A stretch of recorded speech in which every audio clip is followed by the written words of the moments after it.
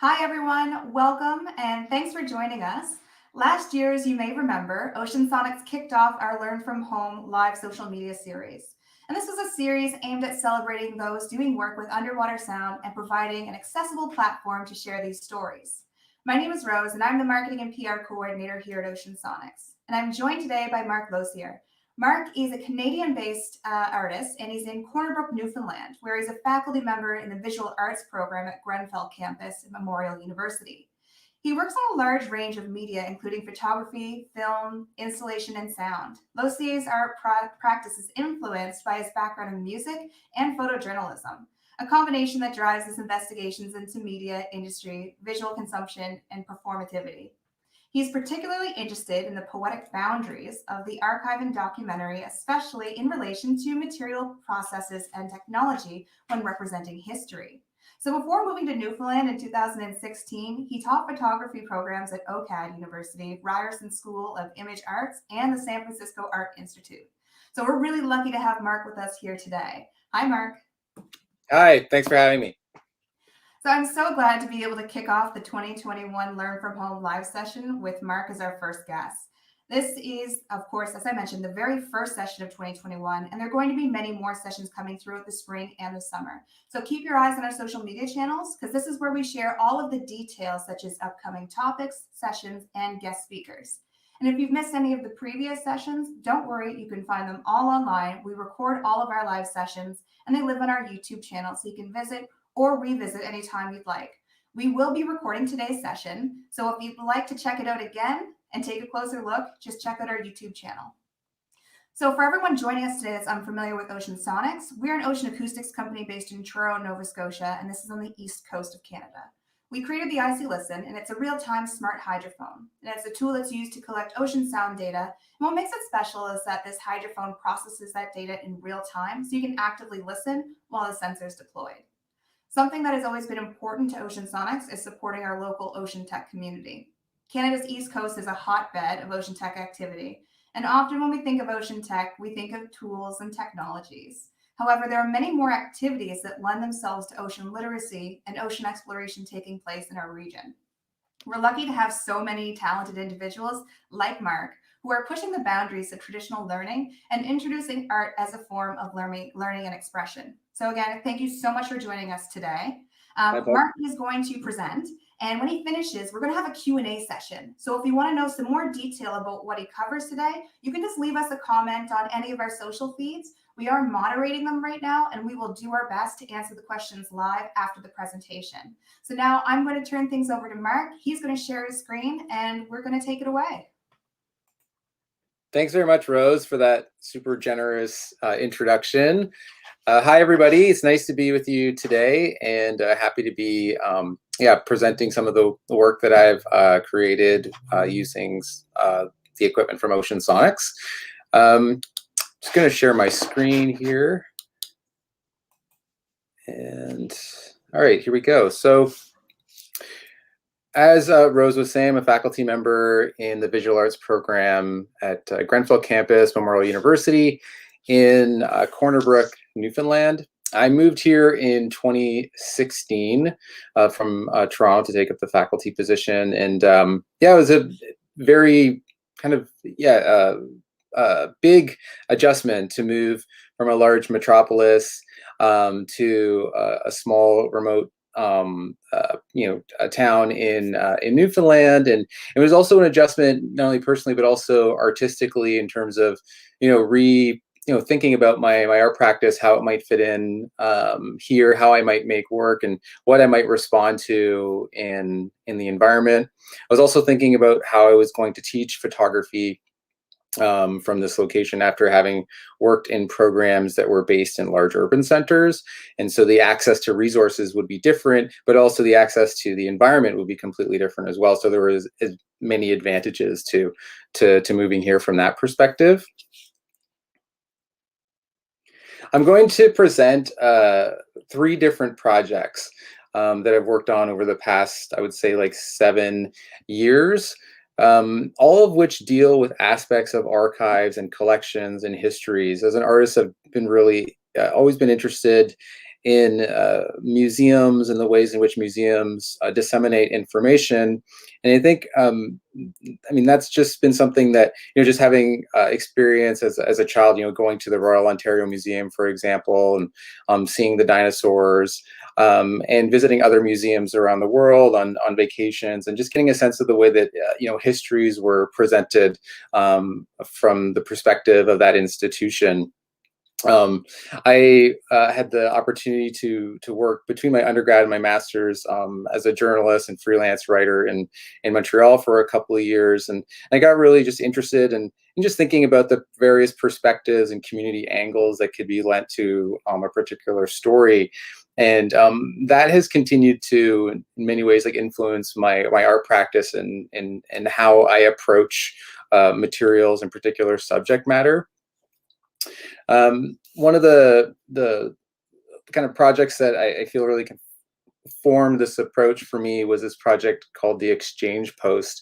Living in California for a couple of years while my wife was going to grad school, I was invited to participate in an art biennial in Sudbury, Ontario. So mining town about 4 to 5 hours north of Toronto. And we were living in Berkeley, California at the time. And I remember just thinking to myself, well, what am I going to do? What am I going to respond to? A big part of contemporary art culture is this aspect of the visiting artist, where artists are invited to participate in festivals or contribute work in a variety of different locations around the world, and kind of respond to the environment. This particular biennial, which was run by a local artist-run center in Sudbury, was kind of centered around themes of the marketplace. I kept thinking to myself, well, what do I know about Sudbury? The only thing that I knew about Sudbury was this, that I'd gone as a child during elementary school to this institution called Science North, a museum in Sudbury, and I didn't know very much otherwise, other than the history of the area, as in terms of mining and resource extraction.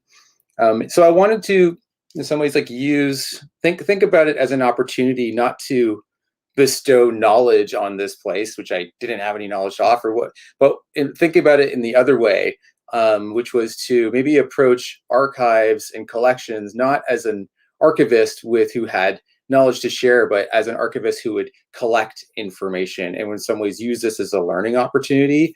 And so work in some ways in a counter archival way, so to gather information and to build an archive, essentially.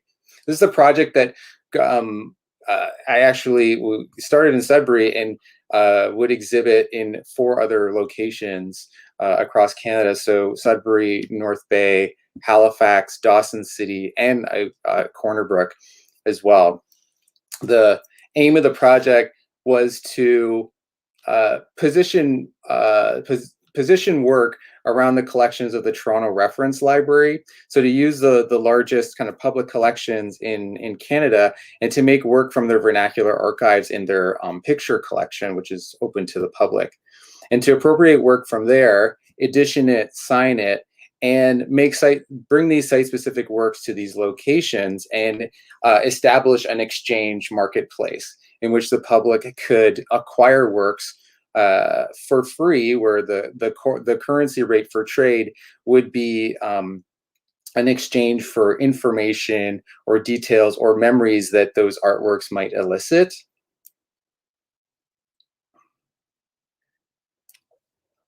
One of the things that I was struck with immediately was the different emotions and the different perspectives and angles in which people were looking at these materials. People who lived in Sudbury were responding to these materials in a significantly different way than I was.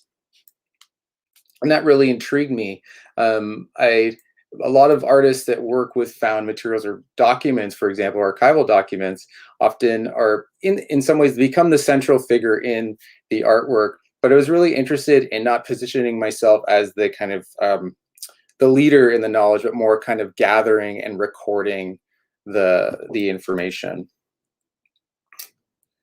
So this is an example of one of the exchanges from the exchange post. So this is in Sudbury in 2014, where this particular artwork on the left, and you can see here they're all numbered and editioned, where I made an exchange with this individual who offers this anecdote as a kind of recollection, or sorry, as a memory that this artwork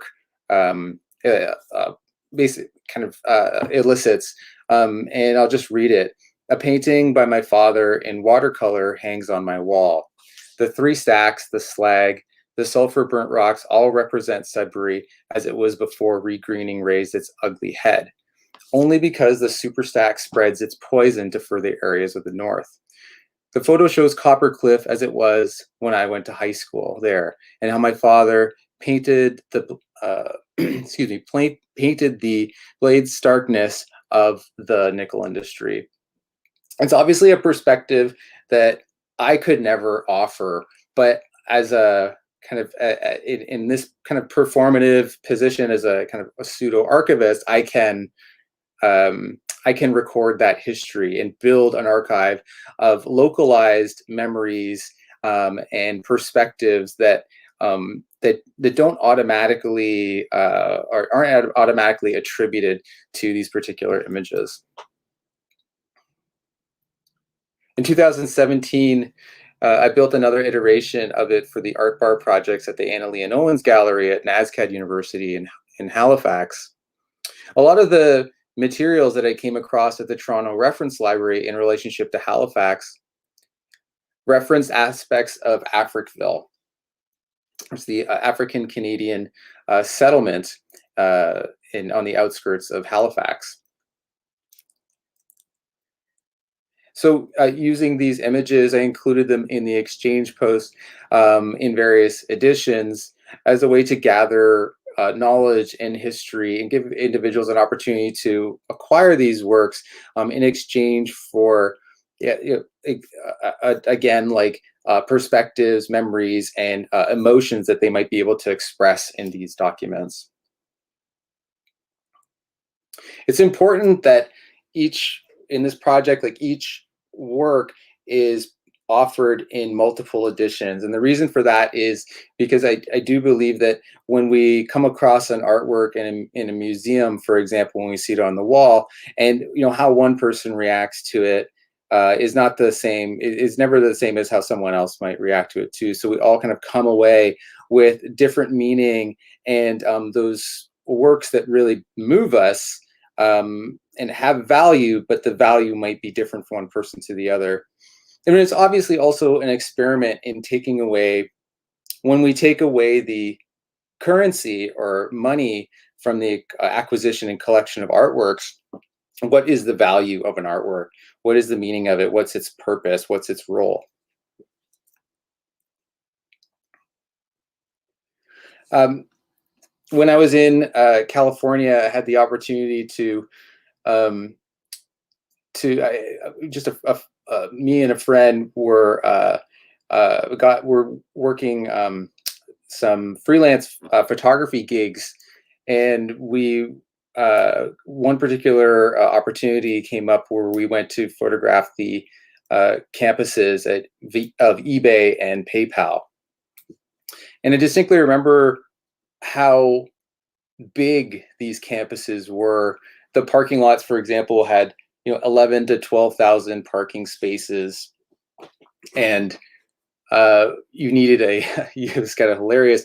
You needed a valet to bring you back to once you park, or actually someone would take your car and go park and go get it, because you never get back again, or you never find your space. So it's kind of unbelievable just how vast the space was, physically, in terms of its footprint, but also just how many people were working at this particular company.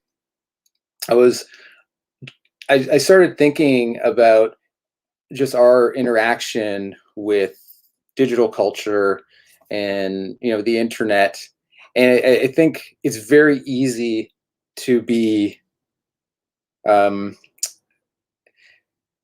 to just think about it as a two-dimensional visual experience.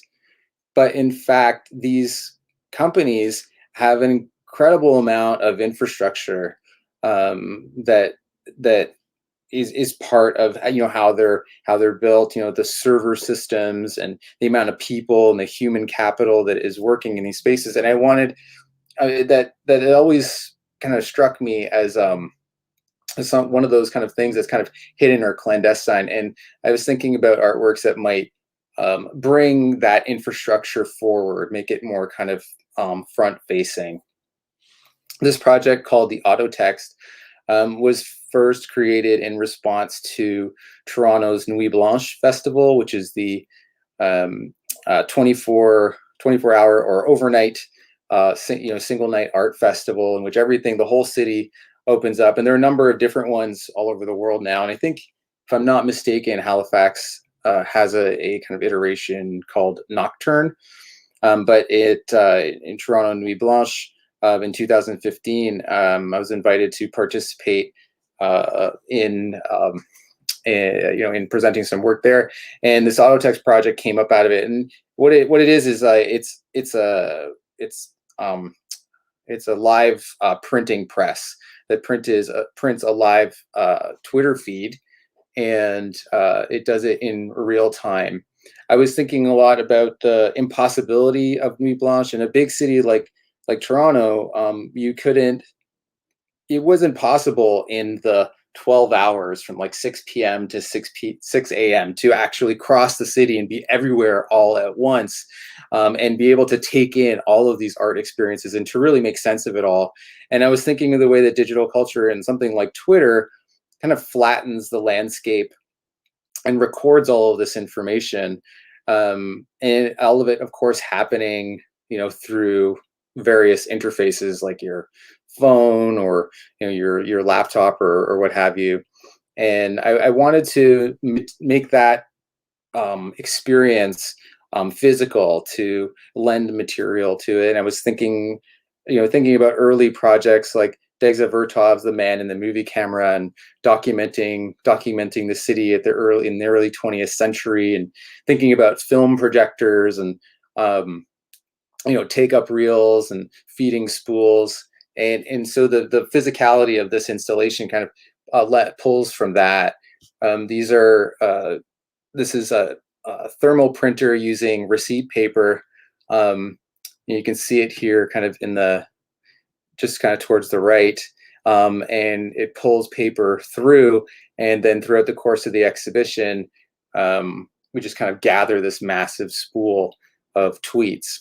And you can program specific hashtags or keywords for it to follow, and it just aggregates them all.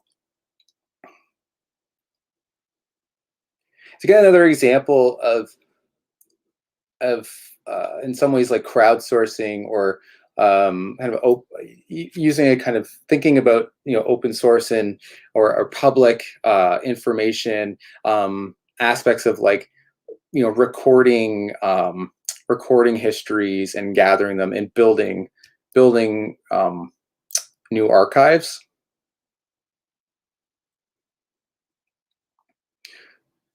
This project was first exhibited in Toronto for Nuit Blanche, and then Art in the Open in Charlottetown a couple of years later. And then as part of the Future Possible exhibition, Art in Newfoundland and Labrador Art from 1949 to the present in 2019 at the Rooms in St. John's. And that's where I've pictured it here. Or excuse me, this is where the photograph is from.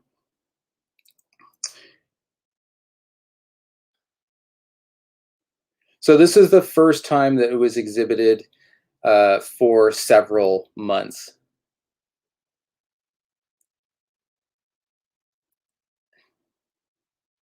After moving to Newfoundland in 2016, I was just doing some, just being curious, doing some just research of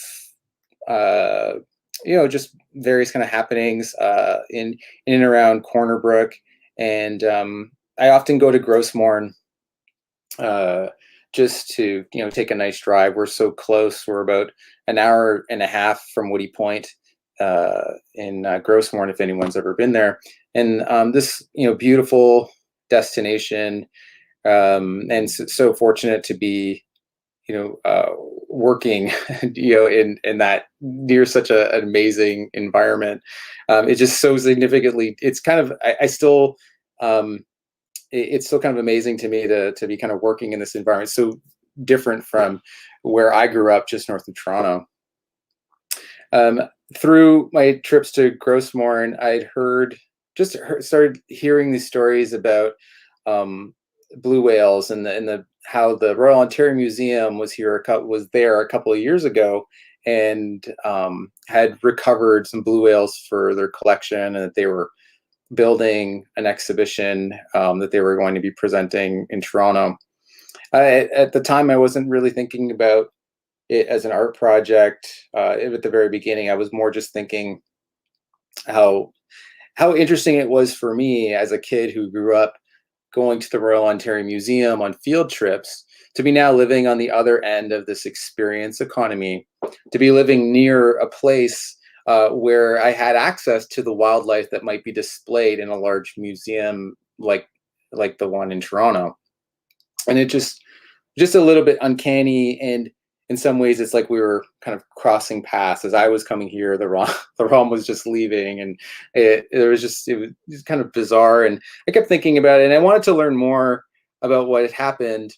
It struck me a little bit as not unlike the Exchange Post project, where you have a kind of distant view of a particular event that's being kind of published elsewhere. And so in this case, where the ROM was here in Western Newfoundland, and then takes that, is presenting that information in Toronto. And what I was trying to do with the Exchange Post was to bring documents that about specific places, smaller areas in the country, which I found in Toronto, and make artworks from them and bring them to the actual site to exchange it with individuals that were living in those in that area. And so there seemed to be some kind of parallels with that kind of distance of information, how things were spread out.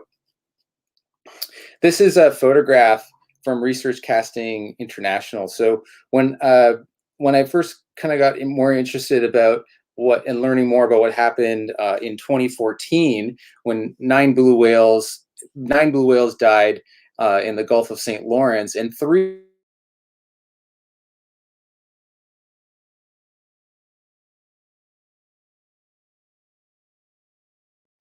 Trout River.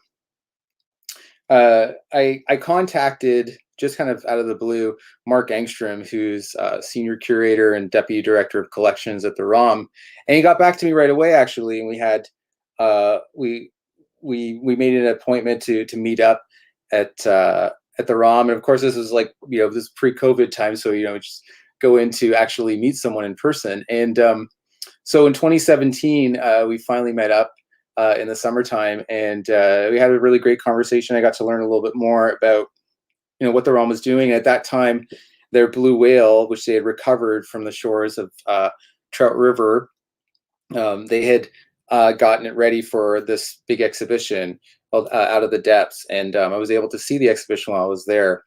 In talking to Mark and learning more about what had happened, it just struck me that there were elements of this project that in some ways, and I think it wasn't, I think it's just the way that museums operate.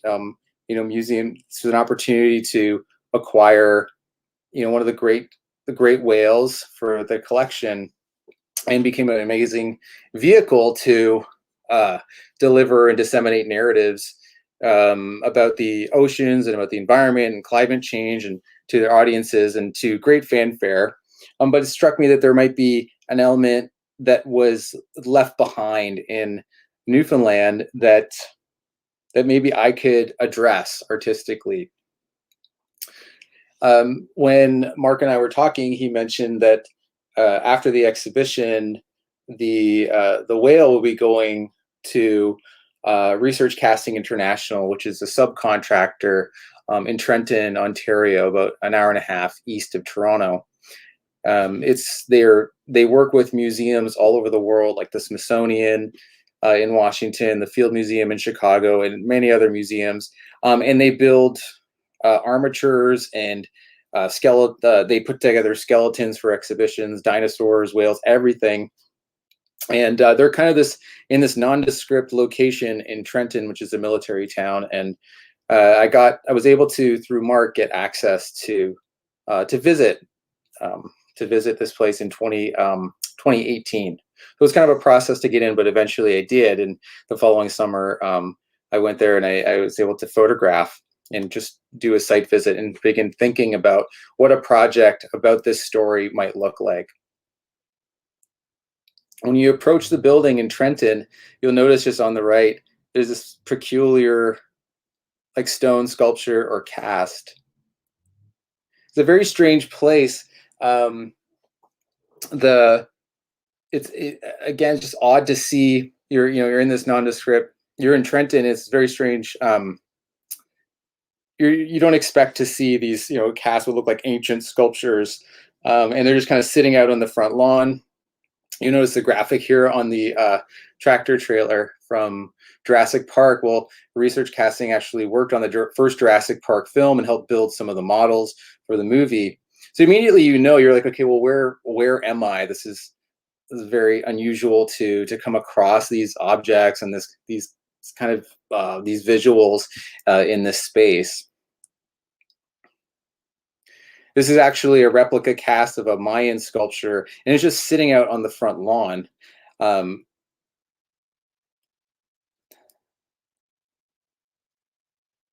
again, you're just going to wonder, well, what is this? What is this doing here? When I went inside, the blue whale. This is the whale that the ROM recovered for their own collections. And I should say specifically that the ROM actually processed two whales, two blue whales at the time in 2014. They were in Western Newfoundland for a week.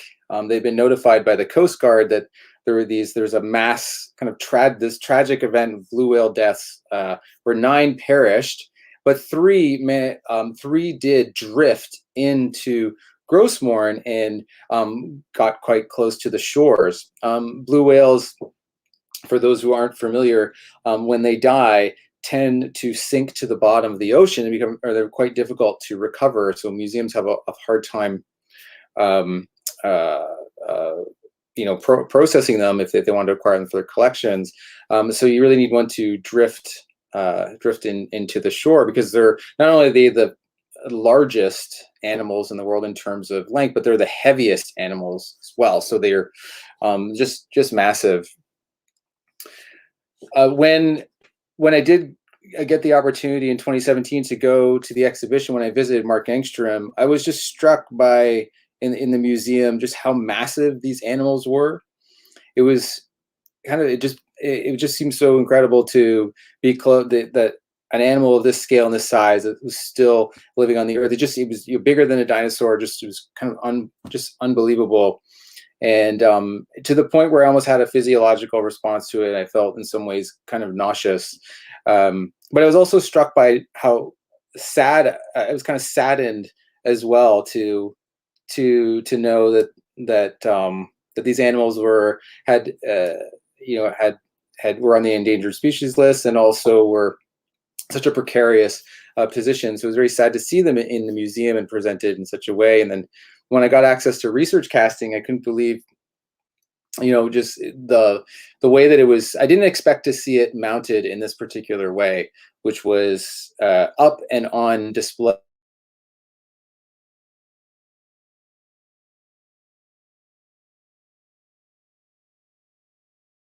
around welding equipment, and it just seemed so incredibly out of place.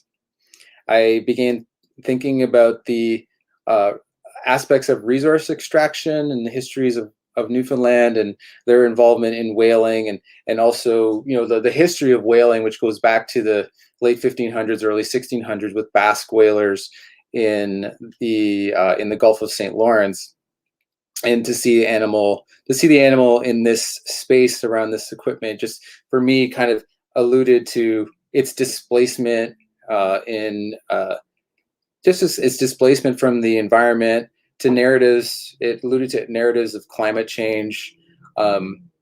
It obviously articulates visually kind of aspects of transformation, but it also carried with it the momentum of it still being alive in the way that it was positioned. So it had all of these elements of history and also potential, tragic future and loss for this animal were all kind of embedded in its position in this place and the way that it was displayed. And and this is where, at this point, when I saw it, that I really wanted to develop a project about it, that I began to see images and potential artworks that might be able to articulate all of those elements together, and maybe be able to create new pictures of a blue whale.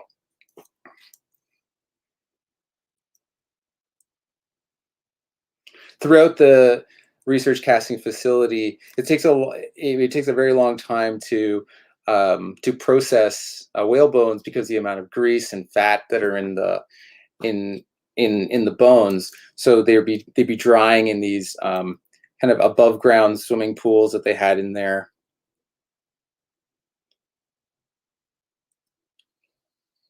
They're also processing bones from the blue whale that the ROM is facilitating. It's processing for Memorial University, which is slated to head back sometime next year. It's been delayed because of the pandemic, but Memorial University is also going to be displaying one of the whales that washed ashore, and with the help of the ROM. So that economy is it's kind of heading back east as well. One of the elements that came across that struck me with my conversations with Mark Engstrom was just in the ways in which the whales were being presented, very much in the way that dinosaurs are presented. If you look at the histories of exhibitions of whales, particularly the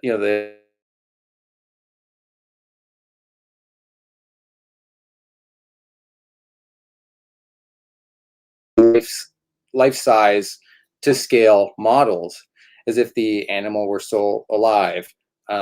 But the museums have changed their position in the ways in which they're being presented, and they're presented much in the ways in the same way that dinosaurs are presented. And also, many dinosaur exhibitions around the world have been supplanted by exhibitions of whale bodies.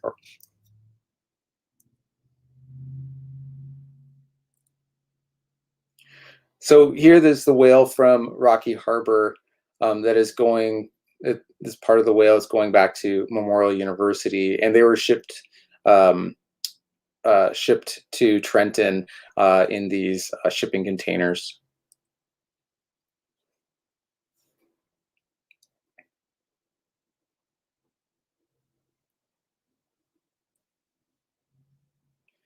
In looking at the whale body in research casting, I wanted to take a picture or make photographs or images of whales that I hadn't seen before. I think one of the elements of photographing whales that they're immediately these compelling animals. I think there is a fascination with whales because of their size, their temperament, their fragility. They live in the water. They are fascinating because we have to kind of imagine what their lives are like in this mysterious environment in the oceans. And so they're immediately captivating. So I didn't want to take a picture of a whale that individuals might have seen before. I wanted to allude to aspects, or I wanted, in some ways, through an image, be able to articulate just not only the precariousness of their existence, and but also what might happen to them in the future. Also, histories related to resource extraction and whaling, but also leisure in relationship to tourism. One of the things that really struck me when I moved to Newfoundland, and I immediately recognized this in speaking with one of my students, was the relationship to the water was so much different in Newfoundland than it was where I grew up in Toronto, and where most people associate the seaside and the lakeside and the beach with leisure, where a lot of my students here would talk about water in relationship to work and transportation and economy and labor. And so all of these aspects together, I was thinking about ways that I could picture the whale body at research casting and bring in elements of like tourism, labor, and meld everything together and talk about future and past. And these are photographs from Bombay Tourism, from the Bombay Tourism Company in Western Newfoundland. They do whale watching tours. Again, thinking about pictures, these kind of typical pictures, typical experiences that tourists are offered when they're visiting Newfoundland. I was thinking about myself too. In some ways, this project has been about kind of whale watching.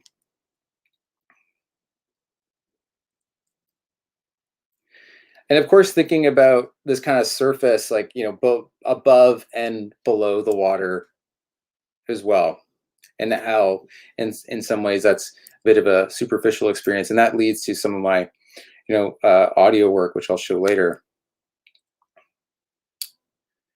In response to the research casting site, I decided to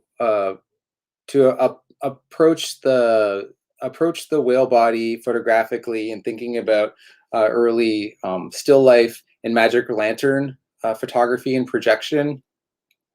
I'd come across a passage in Alan Sekula's text, Fish Story, that talked about the earliest kind of still life canvases from Dutch painters being illuminated by the oil and the lamps that came from whales. And thinking about the histories of still life depiction, skeletons, it struck me that the whale in this particular space could be depicted in a similar way. I brought in some digital cinematic projectors, and we got access to the space for a short period of time by ourselves, where we were able to darken the entire building. It's massive; it's several thousand square feet. It's just a huge building. You can only imagine the size of the facility that can hold a 100-foot skeleton comfortably.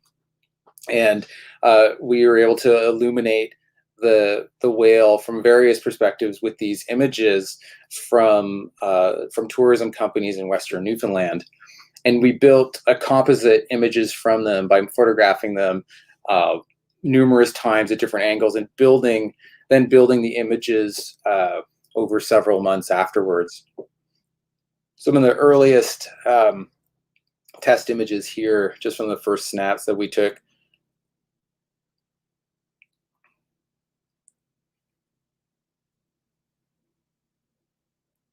And then the images would eventually look. And if you look actually to the top of this, just where the image cuts off, you can see where it's shaded. It's still there.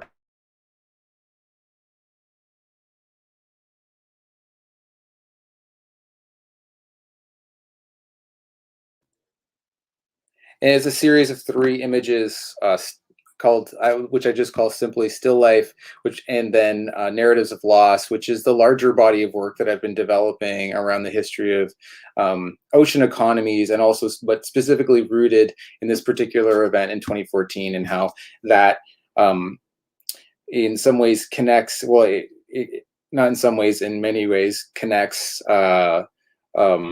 histories of resource extraction, whaling, ocean economies, ocean futures, through the narratives of that event in 2014.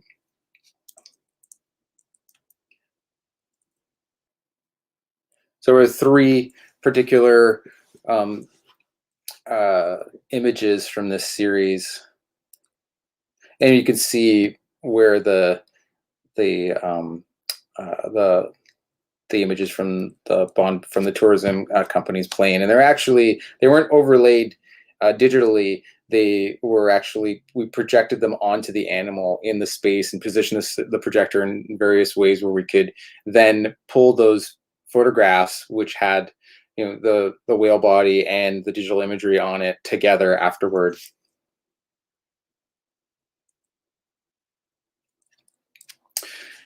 This past summer, I was really fortunate to be able to work with the Grossmorn Co-op and Creative Grossmorn organization, arts organization, Western Newfoundland, and the town of Trout River to present one of these still lives on site where the whale that the ROM had recovered had washed up in 2014.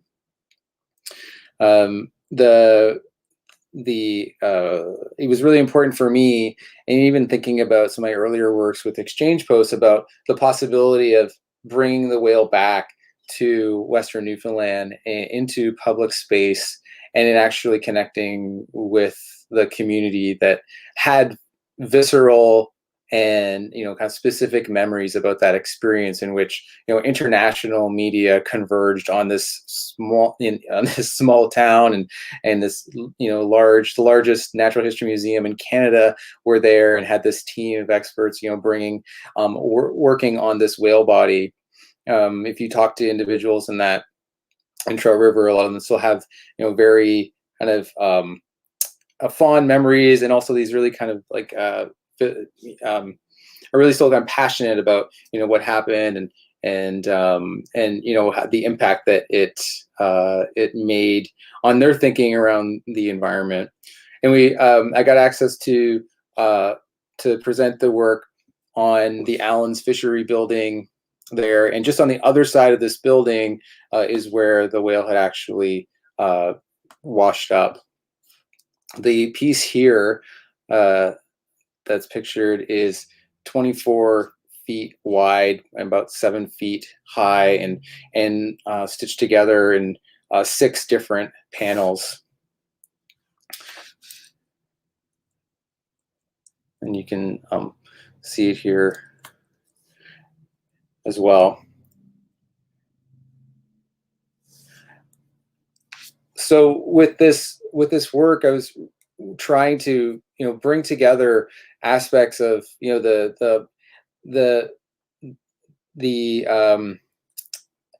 elements at play in the kind of history and future of this animal, its transformation from the ocean into the museum, the ways in which its body is taken apart, aspects of resource extraction, and thinking about not only the history of whaling, but the kind of, in some ways, the cultural extraction, like the ROM recovering a whale body and all these narratives that are kind of embedded with it, and having that is to be part of their collections and as a vehicle for disseminating narratives around climate change. And I think all the equipment and everything around it, just this, it's for me alludes to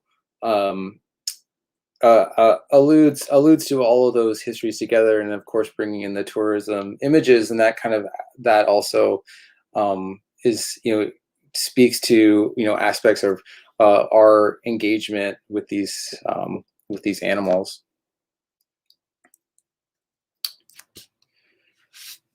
Also, this past year, I was approached by curator Darren Duell of Canadian Art at the Rooms in St. John's about an exhibition that he was co-curating with Melanie Ward, called Hello Land: Art, War, and the Wireless Imagination. It's an exhibition that has been postponed for the time being with the lockdown, the most recent lockdown in St. John's, but it's hopefully reopening soon, and with the possibility that it might be extended until September of 2021. Along with the photographic work of this project, there's also work with sound, and I was again thinking about, and this is a project that I've been thinking of in some ways for many, many years. In a national park in the United States, driving through Northern California and then Oregon on the way to a friend's wedding, we came across a information channel as we were going through Crescent City, and these large, like kind of massive redwood trees. And it was an information FM channel that talked about the history of the local elk.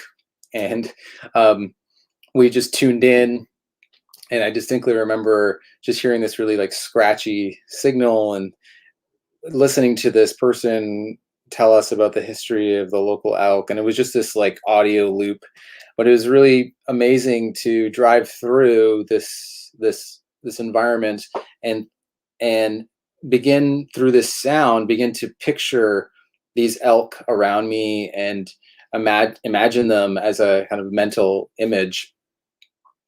I mentioned earlier the idea of the aspects of like, how do you take a new picture of a blue whale? And I was also even thinking about, how do you take a new picture of the ocean? And I was, in some ways, one of the things that came across was the earliest histories of panoramic paintings by Robert Barker. And think of the panoramic paintings that say some, a life scale kind of cyclorama painting of, the 360-degree view of Calcutta in London in the early, in the late 1800s, early 1900s.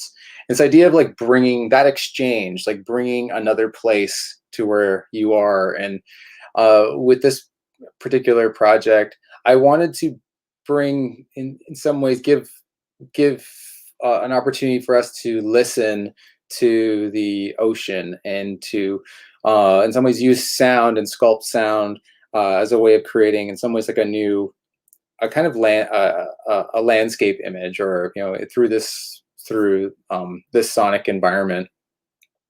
The project is called "How Deep Is the Ocean," and is a reference to. It's actually a reference to 1971 a B-side by the Beach Boys called "Till I Die," and is this existential kind of meditation on our human existence and the water and in the depths of the ocean. The project uses a hydrophone from Ocean Sonics that's embedded in Norris Point near the Bond Bay Marine Station, not far away from, very close by actually, to where this event happened in 2014, where the blue whales washed ashore. And it's very important for me that the site was really, I want to emphasize that, is that the location is really important. That, because otherwise it's like, okay, why are we? The ocean is fascinating enough, but I think also like listening to a soundscape from a place that has a very kind of important ecological history makes that all the more meaningful. And so in some ways, a really meditative project. This is the way it looks at the rooms, the large kind of bathymetry map. And throughout the course of the exhibition, we're broadcasting live sound from Bond Bay, from the water in Bond Bay, into the room's gallery spaces. And throughout the exhibition, I'm hosting conversations with scientists such as Mark Engstrom, but also community leaders such as Jenny Parsons from Trout River, and other kind of individuals that were involved with the processing and recovery of the whales in 2014. And those conversations are being broadcast and recorded in the room space as well. So we're building up an archive of, like an ecological archive, the sound of Bond Bay, but also these conversations, or an oral history we're creating as well. I'll just play a clip. So this is an exhibition detail from Hello Land, Art, War, and the Wireless Imagination, and the project How Deep Is the Ocean?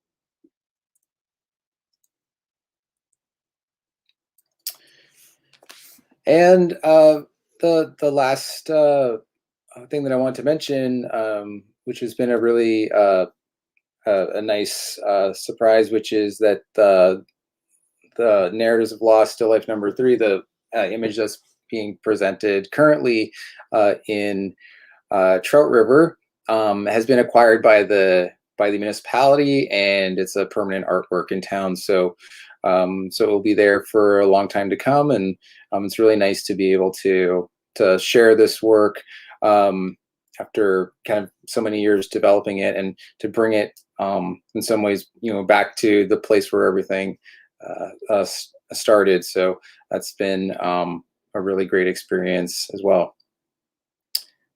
So that's it. Thank you very much. Wow, it's so spectacular to hear those underwater sounds and to hear those ocean soundscapes. It never gets old to me. I absolutely love that. Yeah. Well, thank you so much for sharing with us today. I My mean, pleasure. I have so many questions. And if you have a question that you would like to ask Marc, please feel free to drop it as a comment onto any of our live streams here. And we will do our best to answer your question live. I'm going to start with Good question. I was just going to say, do I need to close my screen share, or do I leave that open, or I don't? I just want to make sure that. You can close that off if you like. Okay, I can close it off. All right. So what do I do? Stop screen, I guess, right? Okay. Okay, great. Perfect. All right. So I'll start with just a basic one. So when someone asks you, how deep is the ocean? What's your typical answer? What's my? I mean, we don't know. I mean, I think, like, for me, it's, I mean, I think there's the practical answer, I guess you could say, like, well, I don't know how many, whatever the deepest part of the ocean is, I don't even know. But I think I'm just more thinking, like, like in a almost like a psychic experience, like how it is being kind of this meditative space, the space that we don't really have access to, that we don't know that much about yet. We're still learning about it. And so I think that that's to be determined. That's a good answer. So you spoke a lot throughout your presentation about community, starting with the exchange post and then ending in Trout River. How has community shaped your art, and what influence has living in an ocean and coastal community had on your experience? Oh, that's a good question. I think one of the when I first started pursuing a career as pursuing the arts, like I was saying before, like I worked as a journalist for a couple of years, freelance writing, photojournalism. I became really interested and obviously, like, I was working for university papers in Montreal, and I was covering, liberal arts and stories at the universities, and also like young artists that were studying, in art school. And then I went to grad school, and I started thinking more and more. I was like, okay, well, I want to pursue. I think I want to be an artist. I got an MFA, a Master of Fine Arts in documentary media, which is not kind of like a tangential to journalism, but thinking more about expressive qualities of documents, uh, documentary photographs, documentary films, but more kind of like an expanded sense. And I started working with these with found materials quite early, and thinking about histories. And I think that just kind of came from my kind of experience and knowledge of, and still interest in aspects of reporting. But it just seemed in some ways limiting from my perspective as I always just seemed to be kind of positioning myself as like an expert in the center of it all. Like I was, and I wanted to, and at some point you just realize, well, that's kind of, I just didn't want to do things in the same way. I think that the exchange post was a bit of a leap for me. It was nice to be able to, once I made the decision that I was going to relinquish the control of, kind of not try to make art about Sudbury from my position in the West Coast, that I was just going to use this as an opportunity to record and gather material. I was so struck by the feedback that I was getting in these exchanges, and how my kind of intuition with the documents that I was working with to make these artworks that I would bring were kind of eliciting all sorts of different responses that I anticipated. I was one particular one. I didn't include it in this in the slideshow, but there was a reflection from a woman who was looking at one of those images of the smokestacks and was just talking about just how her parents, when they were younger, but there was like the ash was falling in their, they could watch it from their window so they could see the smokestacks and everything, and how the parents made it into this kind of magical experience and really embraced it, even though from afar, from Toronto, the kind of narratives around Sudbury, this kind of like dirty mining town, so I quickly realized that there were perspectives on that numerous perspectives could be offered on various images, and ones that caught me off guard and were kind of surprising, but also were really beneficial, generous, created. And I also thought in me, they kind of generated, not that I wasn't already empathetic with it, but there was a kind of empathy that you get when you hear these, when you get the opportunity to a different reflection or a different response on something. So for me, the community, working with communities has given me that opportunity as well, to be able to gain insight or gain a different point of view that I wouldn't have otherwise had. So some place where we really overlap is in the real-time aspect. So you've integrated a lot of real time into your art. And why is real time and that immediacy so important to you and important to the experience? Again, yeah, I think that's really interesting. The real time. Well, I think there is something important about, I wanted to highlight like a connectivity to something that's, the kind of so I think, if I'm there, I think it was important for me, for example, I'll just say, like with the Autotext project, when we were printing these Twitter feeds, I wanted to use the museum and the technology in a performative way. I wanted people to be able to like tweet into it, to be able to handle the materials. Even the museum had asked me, do we want to just, Mark, we're going to put this on like a plinth and no one will be able to touch it, right?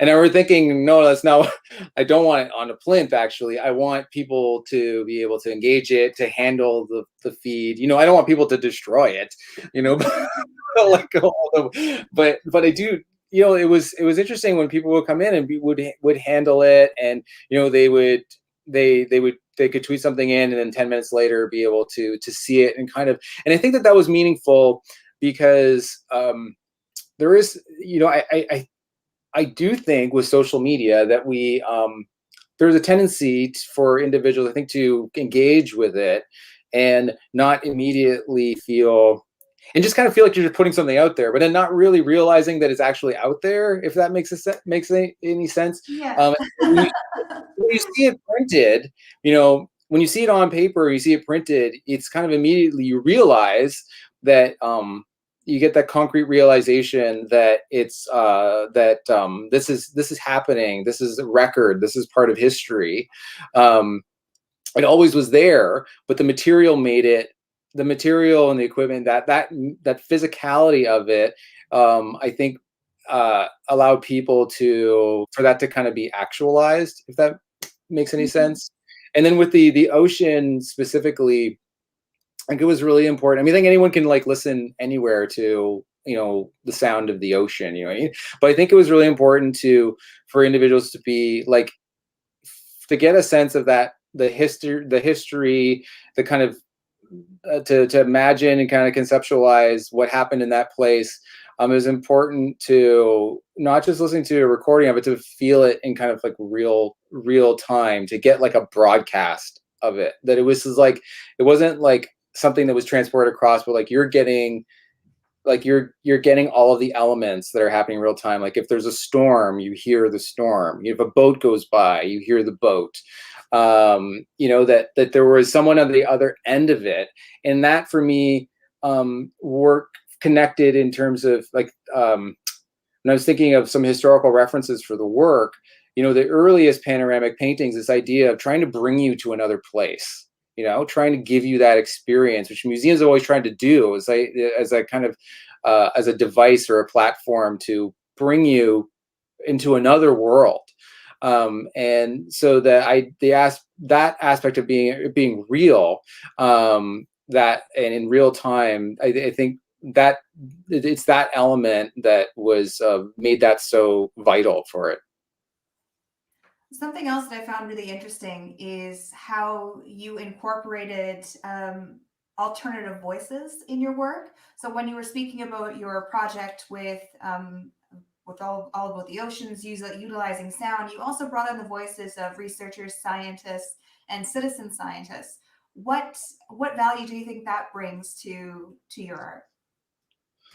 Well, again, I think that there are multiple different experiences that are all like valuable, and I wanted to record them as part of the history, the narratives of this project. There were, there's the perspective of the museum, but also the perspective of a community leader who actually tried to save the whale, tried to keep the whale in Trout River, and grew up in Trout River. It's been there, working, had taken over a restaurant from her mother in the 1980s, but actually, grew up in the 1960s there. And so that is that sensitivity, that empathy, that kind of understanding of, what it meant for like CNN and Al Jazeera to pounce on Trout River with what was happening from her perspective, I think is really valuable. And you get a sense of like,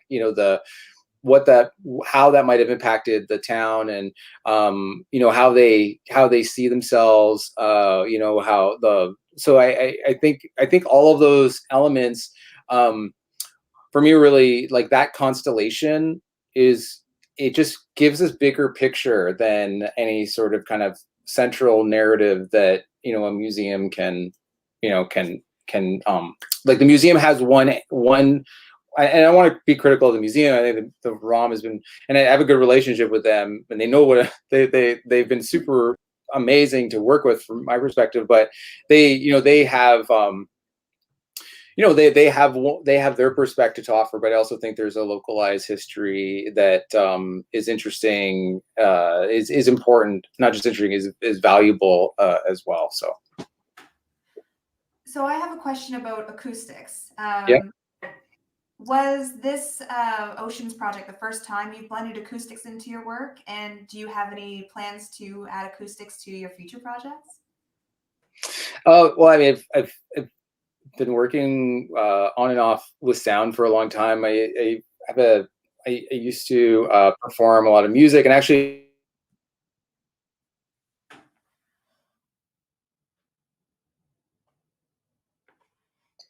and so I've been working with music and sound for a long time. So the answer is absolutely. I'll be continue working with sound. I just think that's like a really important element of my art practice. But with other projects specifically, I've been working other project which I didn't share today, but been doing like a lot of like post-production audio and kind of for those that might be familiar, like Foley recording. So post sound that you would, not live sound, but sound that you would record and then add to film or video afterwards, and to sync up. But for me, I have actually with this narratives, with my project Narratives of Loss, I am working on a larger film project where we're going to be using these recordings, these conversations that I've recorded, but also the recordings from the hydrophone, and to pair them with footage of we've taken of the environment in Grossmorn, and also of the we should mention that you and I, we met in Barcelona in Spain. We were both at the marine mammal conference in 2019 before travel was completely shut down.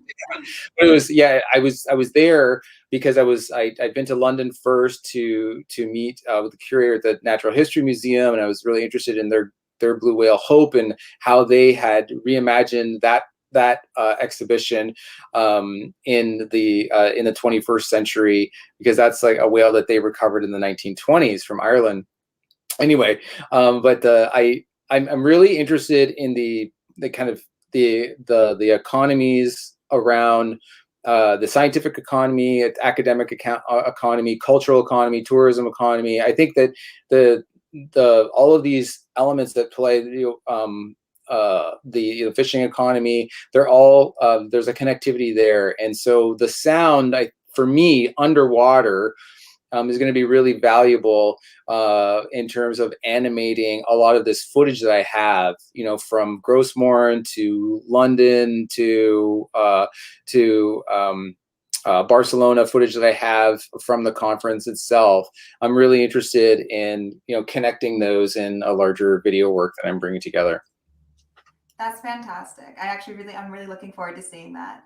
We did have a really interesting question that came in through our Facebook feed. And I think this is actually, it's timely and it's a great way for us to wrap up our session. But Art has asked if you plan to incorporate the reduction in anthropogenic activities due to COVID-19 lockdowns and their positive impact on oceans and nature into your artwork. Oh, that's really interesting. Yeah, I've heard, I think I was listening to a podcast, 99% Invisible, and I'm trying to remember the name of the scientist that they interviewed, but was talking about how COVID-19, the pandemic, the lockdowns had made it easier for scientists to monitor ocean traffic and to monitor marine mammals underwater. I would say, okay, thank you for the question, first of all. I think it's really interesting, and I probably need some more time to process even just the pandemic, what's happened to our lives. But I do think that through the project, I'll just say, is we have recordings of, like boats going by, we hear from underwater, and I think that the quietness and everything, I'm hoping that I won't be as